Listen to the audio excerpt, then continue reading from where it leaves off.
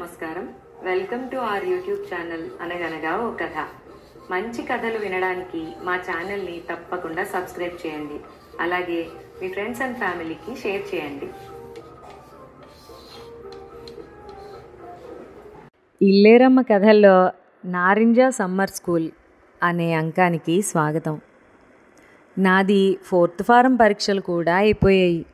సెలవులు అయ్యాక 5th ఫారంలో చేరడమే. అంటే ఒక్కసారి కూడా ఫస్ట్ ర్యాంక్ రాకుండానే స్కూల్ చదువు అంతా అయిపోతుంది.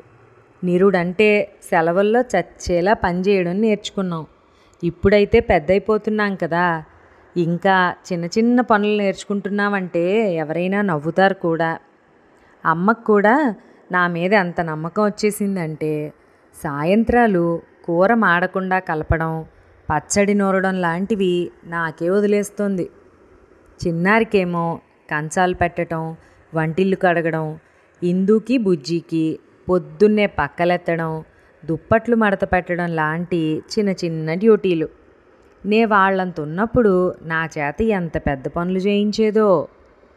ఎవరైనా ఇంటికి మాత్రం పెద్ద ఆడపిల్లగా పుట్టకూడదు బాబు, ఒకటే పనులు అని నేను అనుకుంటుంటే విని ఏమందో తెలుసా, నీకేమే ఉన్నవి మన్నవి పెట్టి పెద్ద పిల్లవని బాగానే సాగనంపుతాం. ఎవరూ కూడా చివరి ఆడపిల్లగా పుట్టకూడదు, పెద్ద కోడలిగా మెట్టకూడదు అని ఎదురు నాకే పెద్ద పాఠం చదివింది. సర్లే, ఇప్పటి నుంచి మళ్ళీ జన్మలో ఎలా పుట్టకూడదో ఆలోచించుకోవడం దేనికని అప్పటికి ఊరుకున్నాను. మళ్ళీ సీజన్ మొదలైంది కదా, ఇంక 2-3 నెలల వరకు నాన్న కంట పడనే పడరు. అందులో ఇది ఆఖరి సంవత్సరం. ఇంకో 5-6 నెలల్లో రోడ్డు బ్రిడ్జి తెరిచేస్తారట. ఇంట్లో కూర్చుని విసిగెత్తిపోతుందేమో. ఎంతసేపని వేళ్ళు వాచేలా చింతగింజలాడతాం, గొంతెరిగిపోయేలా పాటలు పాడతాం. ఏదో ఒకటి అనువైన పని ఎంచుకోపోతే ఈ సెలవుల్లోంచి ప్రాణాలతో బయటపడలేమేమోనని భయం పట్టుకుంది. ఏమీ తోచక నేను చిన్నారి నారింజ చెట్టు కిందకి చేరాం. అప్పటికే భాగ్యమ్మ వాళ్ళు అక్కడ కూర్చునున్నారు. చెట్టు మీద అన్నీ నారింజ పళ్ళే, అన్నీ మామిడి పండు రంగులోకి మారిపోతున్నాయి. ఊరంతా ఎంత ఎండగా ఉన్నా ఆ చెట్టు కింద మాత్రం చల్లగా ఉంటుంది. గచ్చు కూడా వేడెక్కదేమిటో. ఒక్కోళ్ళు ఒక్క కొమ్మ నాదనుకుని లెక్క పెడితే 500 కాయలు తేలాయి. చిన్నారంది, సుశీల, స్కూల్కి వెళ్లకుండా ఇంట్లో ఉండాలంటే నా వల్ల కావట్లేదు. మనం ఈ చెట్టు కిందే కూర్చుని స్కూల్కి వచ్చామనుకుని ఒకళ్ళకొచ్చినవి ఇంకోళ్ళకి నేర్పుదాం. మనం అందరం కలిస్తే 7గురం ఉన్నాం కదా అంది. ఛీ, ఏం బాగుంటుంది, ఈ బుజ్జికేమొచ్చు ఏడవడం తప్ప. ఇంత బతికి దీని దగ్గరేం నేర్చుకుంటాను. పోనీ పంకజమన్నా అయితే పాటలు నేర్చుకోవచ్చు అని దాని మాట తీసి పారేశాను. అప్పుడు భాగ్యం, కాదోయ్, చిన్నారి చెప్పింది పాపం బాగానే ఉంది, కాకపోతే ఇంకోలా చేద్దాం. స్కూల్ అంటే రాజభవనంలో పెట్టక్కర్లే కదా, ఈ నారింజ చెట్టు కిందే స్కూల్ పెడదాం. మనందరం టీచర్లుగా ఉందాం. వీధిలో తిరిగి కాస్త మంది పిల్లల్ని పోగేస్తే ఈ 2 నెలలు స్కూల్ నడుపుకోవచ్చు. బుజ్జిని కూడా స్టూడెంట్గా తీసుకుంటే సరి అని అంది. అవుననుకో, మనకి లెక్కలవి బాగా వచ్చని మనకి తెలుసు కానీ తప్పులు చెప్తామని అమ్మలు భయపడతారేమో కదా. సెలవుల్లో భూగోళం విజ్ఞాన శాస్త్రం నేర్పుతామంటే పిల్లలకి ఏం నచ్చుతుంది అన్నా. అయినా 12 నుంచి 4 వరకు పిల్లల్ని ఆడించి పెడతామంటే ఏ అమ్మలు ఒప్పుకోరు. హాయిగా వాళ్ళని తోలేసి నిద్ర వచ్చని అనుకుంటారు కదా. సాయంత్రం అమ్మ అత్తయ్య గారు పెరట్లోకి వచ్చే వరకు మేము అలా మాట్లాడుకుంటూనే ఉన్నాం, స్కూల్ ఆట ఎలా ఆడుకోవచ్చా అని. మా స్కూల్ పేరు నారింజ సమ్మర్ స్కూల్. నేను ప్రిన్సిపాల్ని, చిన్నారి భాగ్యమ్మ హెడ్ మిస్ట్రెస్లు. ఓ రోజు ఒకళ్ళు, మర్నాడు ఒకళ్ళులాగా. ఇంకా మిగతా వాళ్ళంతా టీచర్లు. బుజ్జి స్కూల్ లీడరు. 3 ఏళ్ల నుంచి ఎన్నేళ్ల వాళ్ళనైనా చేర్చుకుంటాం. 2 రూపాయల ఫీజు. 12 కల్లా అమ్మలు దిగబెట్టాలి, 4ంటికి తీసుకెళ్ళాలి. ఇది మేము నిర్ణయించుకున్నది. చిన్నారి చేతిరాత బాగుంటుంది కదా, అయిపోయిన నోటుబుక్కుల్లోంచి కాగితాలు చింపి అన్నిటి మీద చక్కగా రాసింది. నారింజ సమ్మర్ స్కూల్లో చేర్చండి. 12 నుంచి 4 వరకు మీ పిల్లలకు పద్యములు, పాటలు, ఆటలు, డాన్సులు, ఎక్కములు, డ్రాయింగులు నేర్పబడును.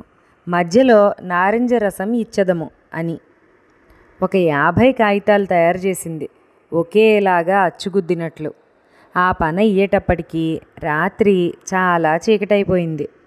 మర్నాడు పొద్దున్నే నేను, చిన్నారి, భాగ్యమ్మ అందరిళ్ళకి బయలుదేరాం. భాగ్యమ్మకి పిల్లలున్న ఇళ్ళు తెలుసు. బొమ్మల పేరంటానికి వాటికి పిలుస్తూ ఉంటారు కదా.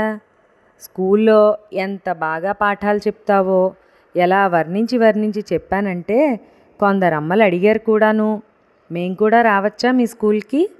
జలజ దగ్గర 4 పాటలు నేర్చుకుంటాం అని. మేము ఒప్పుకోలేదనుకో. 2 రోజులు అడిగేటప్పటికి 14 మంది పిల్లల్ని పంపడానికి అమ్మలు దొరికారు. అమ్మని మంచి రోజు చూసి పెట్టవే అంటే మంచి పని చేసేందుకు అన్నీ మంచి రోజులే అని ఎప్పుడప్పుడు మొదలెట్టండి అంది.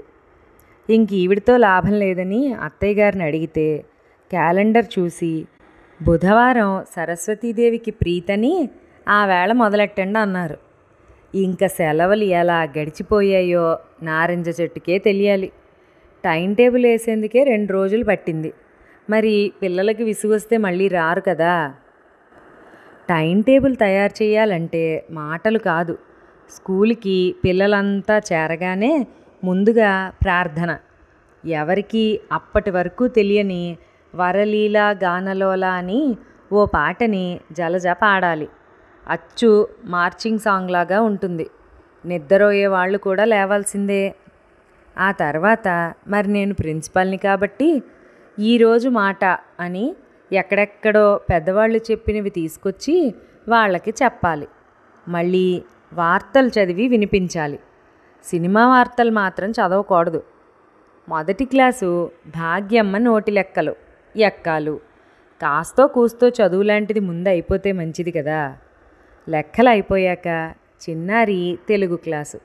దానిష్టం ఏదైనా చెప్పచ్చు. వేమన శతకం, కృష్ణ శతకం పద్యాలో, పొడుపు కథలో, చందమామ కథలో. దాని క్లాస్ విషయంలో ఎంత ప్రిన్సిపాల్నైనా నోరెత్తేందుకు లేదు కదా. చిన్నారి క్లాస్ అయిపోయాక ఇంటర్వెల్లు. పిల్లలకి నారింజ రసం అప్పుడు ఇవ్వాలి. రోజుకి 6 కాయలు కోసేందుకు ఒప్పుకున్నారు అత్తయ్య గారు. ఆవిడ చిన్న గ్లాసుడు పంచదారిస్తే ఆ తీపి చాలక పిల్లలంతా ఒకటే ఏడుపు, మాకొద్దు బాబో ఈ రసం అని. మర్నాటి నుంచి పెద్ద గ్లాస్ పంచదార, 2 చెంచాల ఉప్పు ఇచ్చారనుకో. గ్లాసులు 4 రకాలవి 4 ఇచ్చింది అమ్మ. కొలత తెలియక చచ్చేంత విసుగొచ్చింది. కొలత ప్రకారం ఇవ్వచ్చు కానీ ఒక్కొక్కరికి ఒక్కో గ్లాసులో ఇస్తే పిల్లలు ఊరుకుంటారేమిటి 2 రూపాయలు ఫీజు ఇచ్చాక.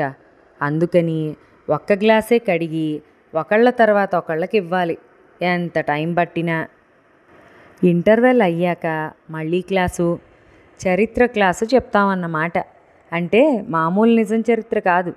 పెద్ద పెద్ద చక్రవర్తులు అంటే శిబి, బలి, ధర్మరాజు, హరిశ్చంద్రుడు ఇలాంటి వాళ్ళ కథలు. ఆ క్లాసుకి నేనే నేర్చుకుని చెప్పాలి. వచ్చింది చెప్పడం వేరు, నేర్చుకుని చెప్పడం వేరు కదా. ఇంకా చివరికి ఇందు, పంకజ వాళ్ళకి డాన్సులు నేర్పే పని.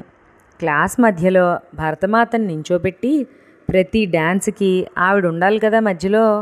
ఇంకా క్లాస్ అయిపోయాక ఆటలు. అమ్మలొచ్చి తీసుకెళ్లేదాకా అదే పని. ఎక్కడ అమ్మలు గేటు తోసుకుని లోపలికి వచ్చేసి మావయ్య గారిని మా పిల్లలు ఎక్కడా అని అడిగేస్తారేమోనని మాకు చచ్చే భయం. అందుకని ఇందు, పంకజం 4 అయ్యేటప్పటికి గుమ్మల్లో నిలబడి ఎవరమ్మలు కనిపిస్తుంటే ఆ పిల్లల్ని తీసుకొచ్చి వాళ్ళకి అప్పచెప్పేస్తారు.